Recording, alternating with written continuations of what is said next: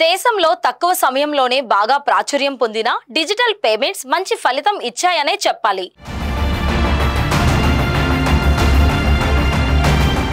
UPI ద్వారా పెద్ద వ్యాపారులకు తక్షణమే ఆర్థిక లావాదేవీలు జరుగుతున్నాయి. భవిష్యత్తులో వీటి మీద రుసుము విధించే అవకాశం ఉందని చర్చ జరుగుతోంది.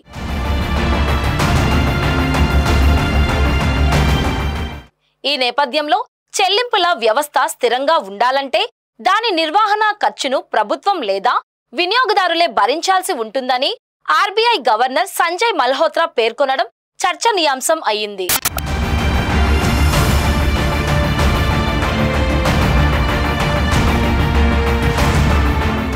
ముంబైలో జరిగిన ఫైనాన్షియల్ ఎక్స్ప్రెస్ BFSI సమ్మిట్లో మల్హోత్రా మాట్లాడుతూ యూపీఐ సేవలు ఉచితం కావడం వల్ల మంచి ఫలితాలు వచ్చాయన్నారు.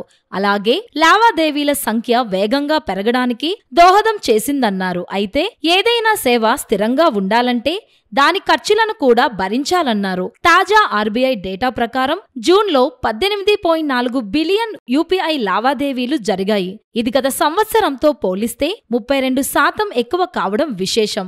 డిజిటల్ లావాదేవీల కారణంగా బ్యాంకులలో రద్దీ కాస్త తగ్గింది.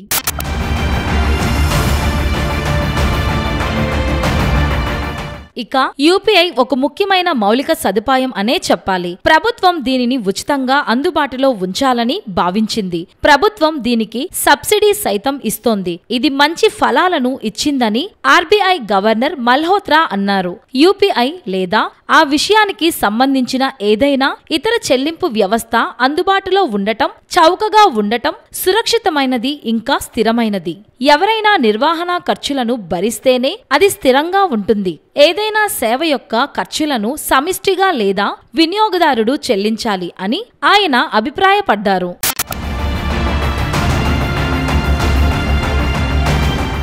యూపీఐ చెల్లింపులపై మర్చెంట్ డిస్కౌంట్ రేట్ అనగా MDR అని పిలువబడే లావాదేవీకి రుసుము విధించబడుతుందనే ఊహాగానాలు విస్తృతంగా ఉన్నాయి.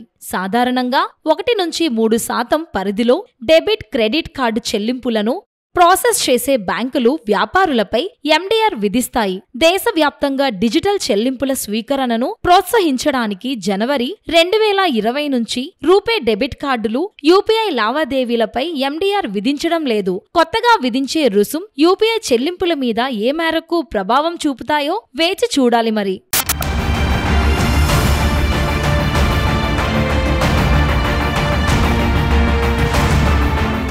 ఇప్పుడు ఒక టీ తీసుకున్నాం, 10 రూపాయలు టీ తీసుకున్నాం. 10 రూపాయల టీ మీద మళ్ళీ ట్యాక్స్ అంటే ఏమవుతుంది? ఇబ్బందే కదా. సో ప్రతి దాని మీద GST అంటే ఓకే పే చేస్తున్నాం, కానీ ప్రతి చిన్న వాటి మీద GSTలు, సర్వీస్ ఛార్జీలు అంటే అది ఇబ్బంది అవుతుంది. డిజిటల్ పేమెంట్ ఓకే, కానీ సర్వీస్ ఛార్జ్ అనేది అవసరం లేదు.